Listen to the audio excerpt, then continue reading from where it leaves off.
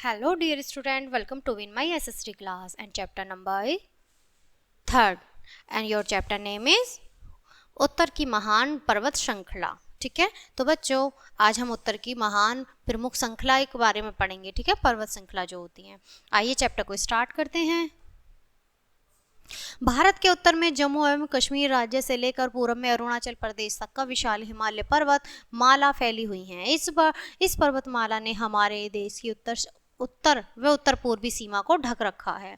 हिमालय पर्वत संसार के सबसे ऊंचा पर्वत है। बच्चों हिमालय पर्वत, ये हिमालय पर्वत है, ठीक है, और ये संसार का सबसे ऊंचा पर्वत है बच्चों। ठीक है, सबसे ऊंचा पर्वत। ठीक है, हिमालय पर्वत संसार का सबसे ऊंचा पर्वत है। इसकी पूर्व से पश्चिम तक की लंबाई लगभग 2500 किलोमीटर तथा उत्तर से दक्षिण तक की चौड़ाई 200 से 350 किलोमीटर के बीच है। हिमालय भारत के उत्तर में एक विशाल प्राकृतिक दीवार का कार्य करता है, अतः इसे उत्तरी पर्वतीय दीवार भी कहा जाता है। इसी पर्वत को निम्नलिखित शाखाएं शिवालिक कहलाती हैं। हिमालय का बहुत बड़ा क्षेत्र भारत राज्य में सम्मिलित है। हिमालय पर्वत श्रेणियां, ठीक है, श्रेणियां, हिमालय पर्वत बच्चों श्रेणियां। हिमालय पर्वत की चोटियों की ऊंचाई के अनुरूप संपूर्ण हिमालय को 3 पर्वत श्रेणियों में बांटा गया है। ये पर्वत श्रेणियां इस प्रकार हैं। उच्चतम महान हिमालय, सबसे पहला है बच्चों उच्चतम महान हिमालय। हिमालय पर्वत की उच्च और उच्चतम पर्वत श्रेणी को महा हिमालय कहा जाता है। विश्व की सबसे ऊंची पर्वत चोटी माउंट एवरेस्ट हिमालय के अंतर्गत आती है। बच्चों सबसे ऊंची चोटी कौन सी है? माउंट एवरेस्ट, ठीक है, जो कि नेपाल देश की सीमा में स्थित है। समुद्र तल से इसकी ऊंचाई 8848 मीटर है। एवरेस्ट का सर्वप्रथम 1953 ईस्वी में एक भारतीय शेरपा तेंजिंग तथा न्यूजीलैंड के एडमंड हिलेरी ने चढ़ने में सफलता प्राप्त की थी। सुश्री बिछेंद्री पाल इस पर्वत चोटी पर चढ़ने वाली प्रथम भारतीय महिला हैं। भारतीय महिलाओं में संतोष यादव को 2 बार इस चोटी पर चढ़ने का श्रेय प्राप्त हुआ है।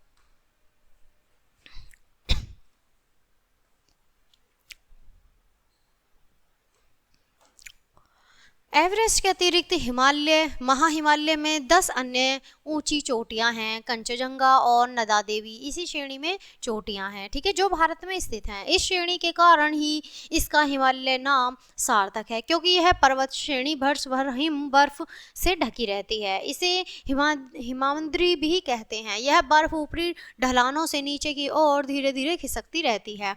इस बर्फ के नीचे फिसलने से ग्लेशियर अथवा हिमानी का निर्माण है। हिमानी वस्तुत बर्फ की नदियां ही हैं। भारत की गंगा, यमुना, गंडक तथा ब्रह्मपुत्र आदि बड़ी नदियां महाहिमालय से ही निकलती हैं बच्चों, ठीक है। बर्फ के पिघलते रहने के कारण इन नदियों से वर्ष भर पानी रहता है। महाहिमालय की मुख्य पर्वत चोटियां इस प्रकार हैं बच्चों, देखो ये चोटी है और ये ऊंचाई है उनकी, ठीक है।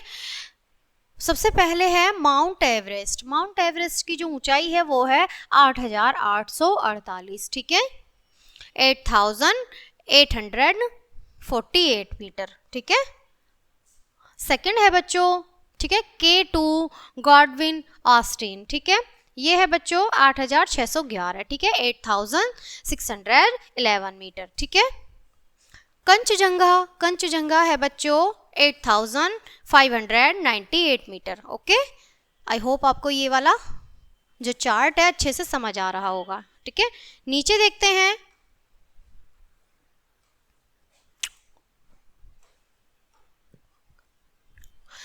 धवलगिरी बच्चों, अब है धवलगिरी, ठीक है, धवलगिरी 8167 मीटर, ठीक है। गंगा पर्वत है 8125 यानी कि 8125 मीटर। ओके, अन्नपूर्णा है, ठीक है, 8098 क्या है मीटर, ठीक है, 98 मीटर होगा बच्चों ये। नंदा देवी है 7816 मीटर। ओके, इस श्रेणी में अत्यंत गहरी घाटियां भी हैं जिन्हें पार करना असंभव ही है। उच्चतम हिमालय में कई दर्रे हैं। पहाड़ी मार्ग को दर्रा कहा जाता है। इन दर्रों से होकर लोग एक पर्वतमाला से दूसरी पर्वतमाला पर अथवा घाटी से घाटी में आते जाते हैं। बाड़ा लापचा ला हिमाचल प्रदेश में, नाथुला और जेलेपुला सिक्किम में तथा जोजिला दर्रा जम्मू कश्मीर राज्य में स्थित प्रमुख दर्रे हैं।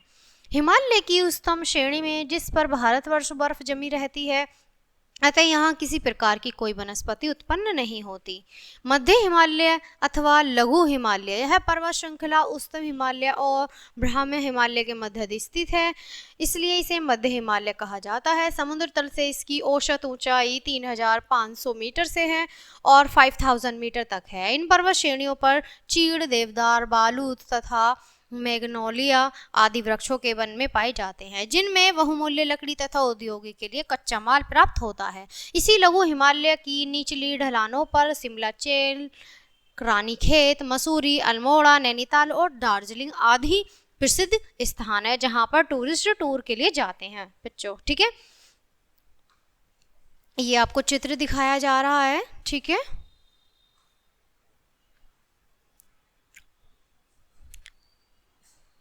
गर्मियों में यहाँ मौसम बहुत सुहावना होता है, अतः मैदानों में रहने वाले लोग गर्मियाँ बिताने यहाँ आते हैं। ठीक है, जो लोग मैदानों में रहते हैं वो गर्मियों को बिताने के लिए यहाँ आते हैं बच्चों। ठीक है, ब्राह्म्य हिमालय अथवा शिवालिक श्रेणियां उत्तरी मैदान को छूती निम्नतम पहाड़ियां शिवालिक पर श्रेणियां कहलाती हैं। ये पहाड़ियां बहुत अधिक ऊंची नहीं हैं। इनमें सघन वन पाए जाते हैं। इन वनों में हाथी, बाघ, हिरण, गैंडा आदि पशु पाए जाते हैं। प्रसिद्ध कॉर्बेट नेशनल पार्क इन्हीं पहाड़ियों में स्थित है। शिवालिक श्रेणी से लगे मैदानी भाग को तराई कहते हैं। यहाँ वर्षा खूब होती है, इसलिए तराई में दलदली भूमि भी पर्याप्त मात्रा में पाई जाती है।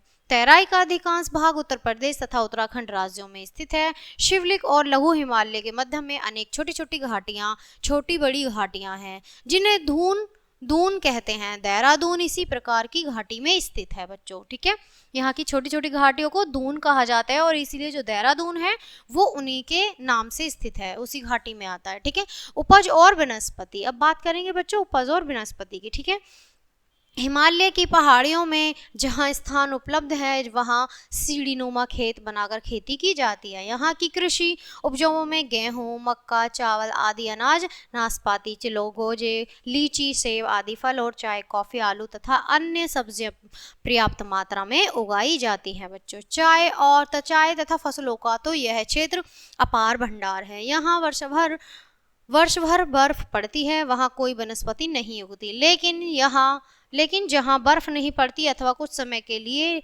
पड़ती है वहाँ चीड़, देवदार, सागवान, ये कुछ वृक्षों के नाम है बच्चों। ठीक है, चीड़, देवदार, सागवान,